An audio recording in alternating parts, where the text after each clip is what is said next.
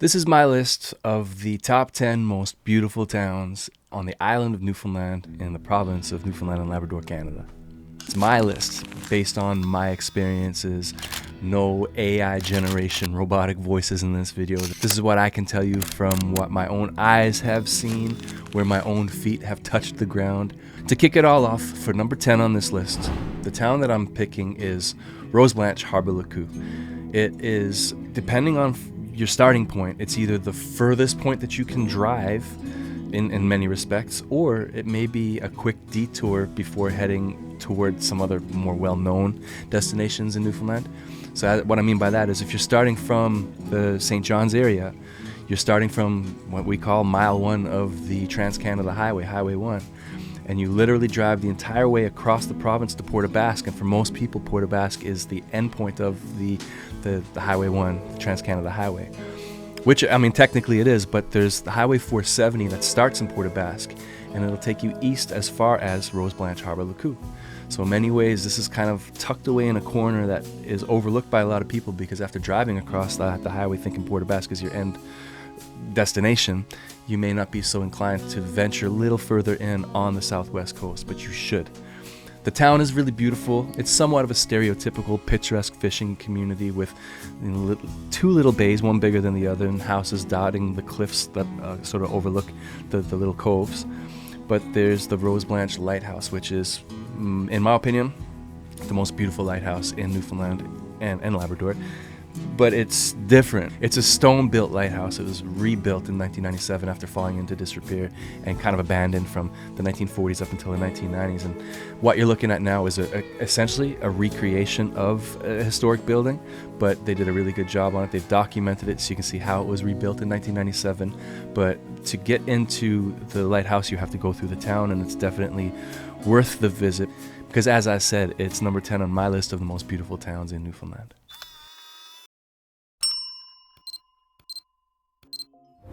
Moving right along and staying on the west side of the island of Newfoundland is by far the largest community on this list. It's the city of Corner Brook. You have a relatively busy downtown, and you have West Street with a lot of nice businesses. It's basically like a city strip, businesses, hotels, trendy, otherwise restaurants, things like that. And you also have Broadway, which, I mean, it is a small city, so it's not super far from the downtown area. But again, lots of restaurants and places to go for entertainment and shops and things like that.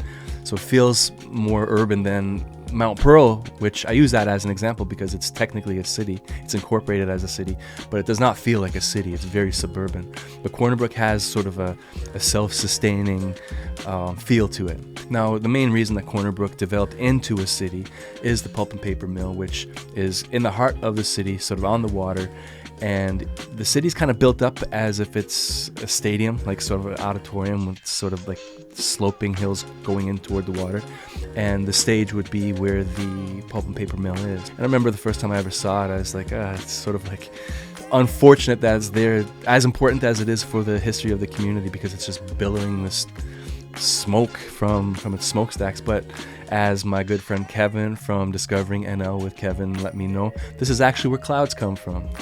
Not really, I kid, but that's what he said as a kid. He thought that the steam, which is what it is, it's not smoke, it's steam billowing from the stacks, the smokestacks, it's steam stacks. He said that that's where they thought that clouds came from as kids, which I thought was really cute and worth mentioning here. But Corner Brook is amazing in the winter. You have, it's in my opinion, the centerpiece for winter sports in Newfoundland. You have Marble Mountain, which is an excellent ski snowboard hill, so I'm told. I don't partake in winter sports like that, but it looks pretty impressive. You have a lot of other sort of winter sort of snowshoeing and cross-country skiing, snowmobiling, skidooing, things like that you can do in the Corner Brook area. They tend to get a little bit more snow, or some years a lot more snow, than the east coast of the island.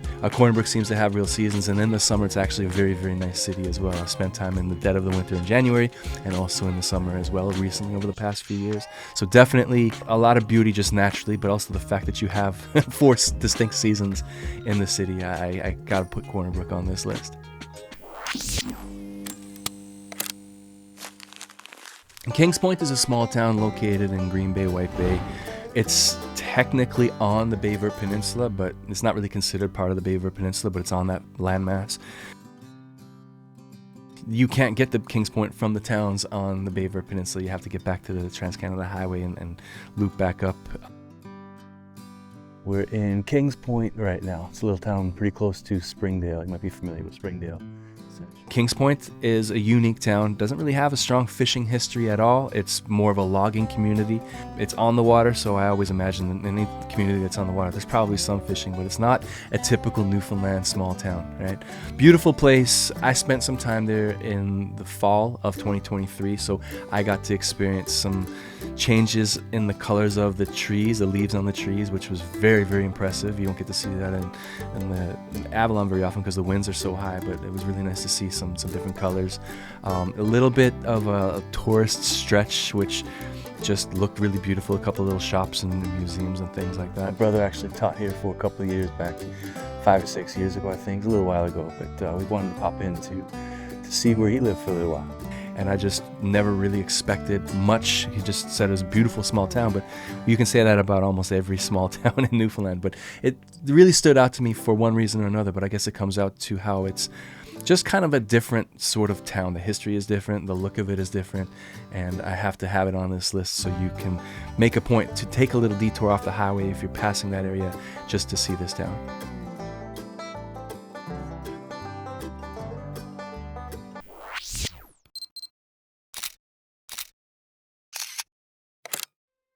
Fogo Island is actually a single municipality now.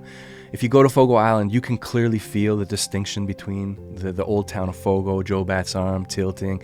There's, I think, 5 separate communities maybe 6 separate communities on the island, but it's one single municipality now, just sort of like for municipal services and stuff. So I'm including it as a single entity. I definitely feel the differences between the town of Fogo, or the old town of Fogo, and Joe Bat's Arm, for example, two of the more highly visited communities. The inn, the world famous inn, is in Joe Bat's Arm, and it's a sight to behold whether you like it or not. I love it. I love what it's doing for the island and for the region of Newfoundland in general. It's definitely an important contribution to Newfoundland's economy. But it's not the only thing that's making Fogo Island a strong pillar of the Newfoundland economy. The Fogo Island Co-op is an amazing example for Newfoundland, for anybody to follow. It's been successful now for about 60 years. It's really incredible. But the beauty of the area, the brimstone head in the town of Fogo that sort of dominates the skyline there, just looks like nothing else I've ever seen anywhere. So with the inn on Joe Bat's Arm, with the peaceful community of Tilting that just doesn't really need too much description other than some pictures, the imposing brimstone head sort of looking over the town of Fogo. There's just so many things that make Fogo Island all together stand out, and they definitely need to be on this list and any list of top 10 most beautiful places in Newfoundland.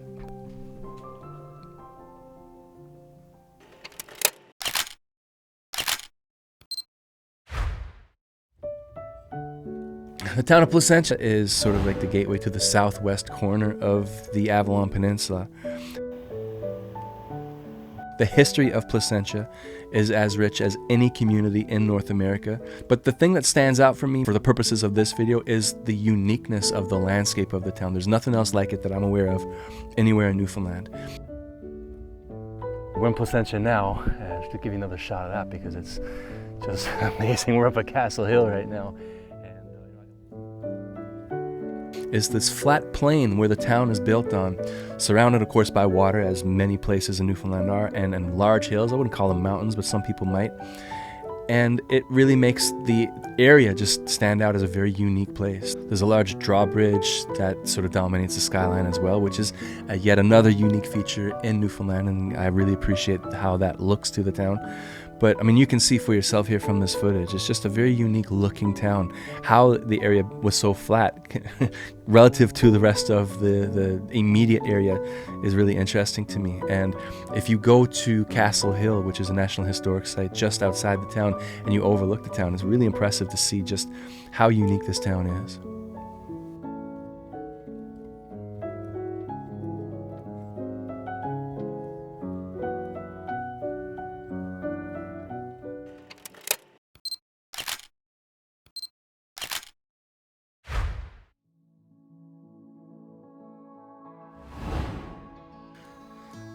Grand Bank is located on the Burin Peninsula. It is actually the very first community in Newfoundland that I ever visited outside the St. John's area, well, at least outside of the Avalon Peninsula.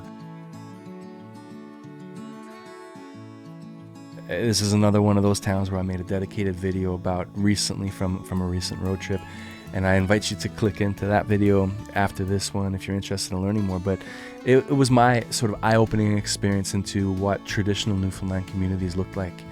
And I was not disappointed then when I was about 12 or 13 years old, and when I've gone back in my adult years, I just remember my first experience. And it's just such a warm feeling that I have.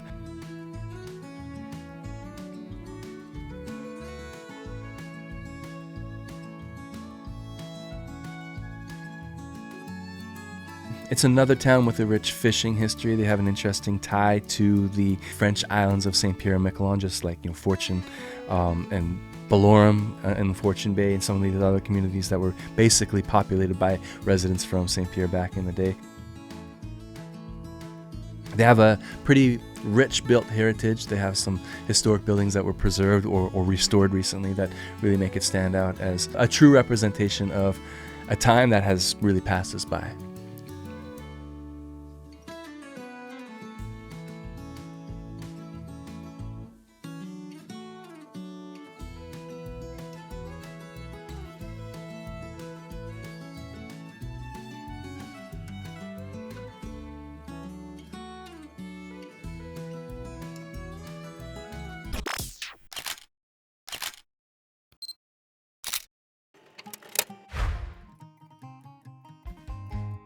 The town of Bonavista is located at the tip of the Bonavista Peninsula. I made a bunch of videos about Bonavista, so there's not a whole lot new that I can talk about here other than it's on this list for a very good reason. It's an absolutely beautiful town.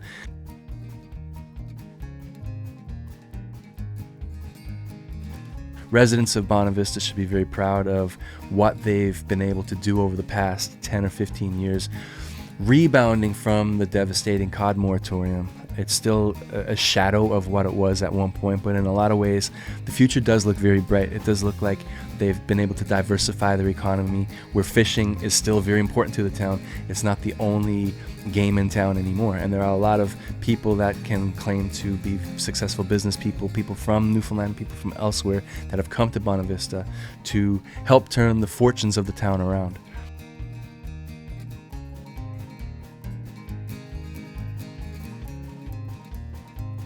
Of course, there are challenges in Bonavista, just like everywhere else, and as I usually do in these videos, I try to focus on the positive without ignoring the realities of some of the negatives that are real in these communities.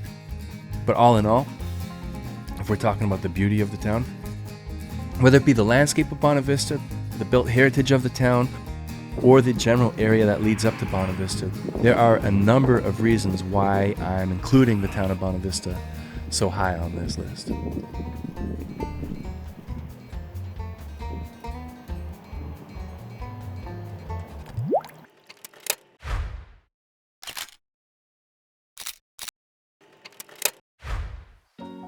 You drive up Bonavista Bay north on Highway 330, you're going to have your socks knocked off, okay? I have to talk about the Venice of Newfoundland, which is no question an exaggeration. I've never been to Venice, but I don't think that this is really like Venice in many ways, other than the fact that there are a lot of communities built on islands that now are connected by roads and causeways, but back in the day, the only way to get around would have been by boat. The town of Newtown. It's an absolutely incredibly beautiful town, unique as far as I've seen, nothing else quite like it in Newfoundland.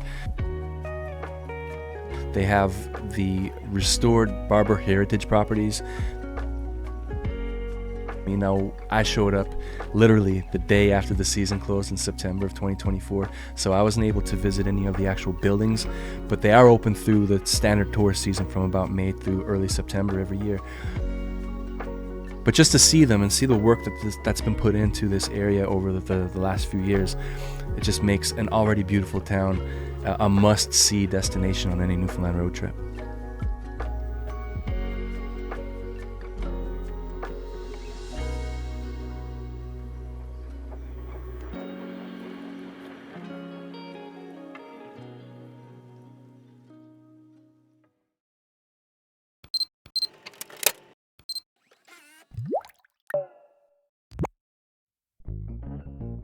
I feel like Greens Pond is the next frontier in trendy Newfoundland tourist destinations. It's already sort of started. People are aware of Greens Pond as being a uniquely beautiful community, and there is some investment that you can see in the town with certain businesses and just restoration of properties. But I feel like, as I said, that's the next frontier in the tourism Newfoundland landscape. You're going to see a lot more people talking about Greens Pond in the next few years. If I'm a betting man, I would say that's true.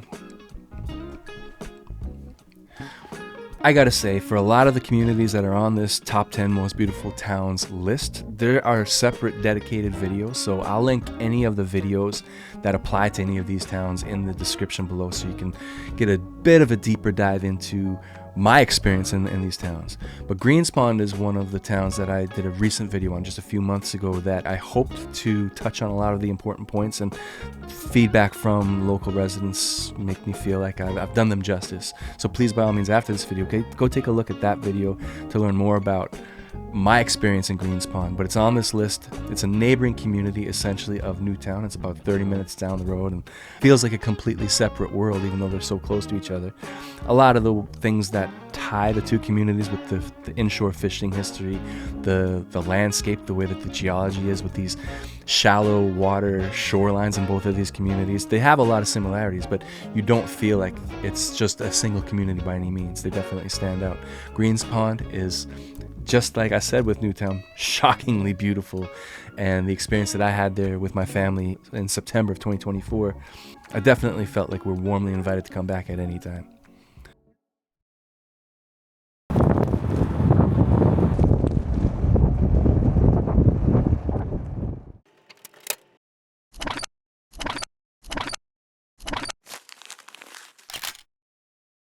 This is probably my favorite place in Newfoundland that I've ever seen so far, and I was not expecting that to happen at all.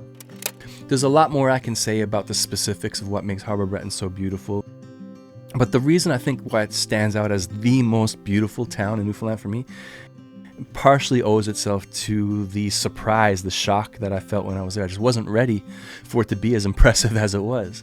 I knew there were fjords around the south coast, and the fjords of Harbour Breton were just breathtaking. It wasn't hard for me to single out Harbour Breton as my #1 most beautiful town in Newfoundland. What was hard was not including the nearby town of Galtis, or on the other side the nearby town of Belorem, into this list as well. But if you use Harbour Breton as your home base, as I did on my venture to that area, you're still able to visit these other communities that are definitely worthy of being on this list, but I don't know who I would remove to include them, so I left them alone and just used Harbour Breton because they were the clear #1 for me as the key destination for you to focus on if you're actually going to make a trip like this happen. I finally just got my breath. I drove down to Harbour Breton today for the first time in my life, not really knowing what to expect at all. And I've said this kind of about a few other places, but I have no problem saying it again. I am completely blown away. Completely, my breath has been taken. I'm in shock and whatever expression you want to use. I had no idea that Harbour Breton was like this. So I'm here for a couple of days. I'm going to get around and explore the whole area as well, not just the town of Harbour Breton. But unfortunately for me, I didn't take more time to do this because I set myself up in Harbour Breton as a home base, and I wanted to do all that exploring, but I really wish I gave myself a couple more days to just stay in the town. It's so much bigger than I realized. I was not ready for this. I really wanted to get back to Harbour Breton in the summer, or at least when the weather's better. I wasn't able to make that happen in 2024, but at some point in 2025, I do hope to make it back to Harbour Breton in a different season so I can see a different face of it and maybe see some of the other activities and festivals and things that go on, which, as I'm told, there are plenty.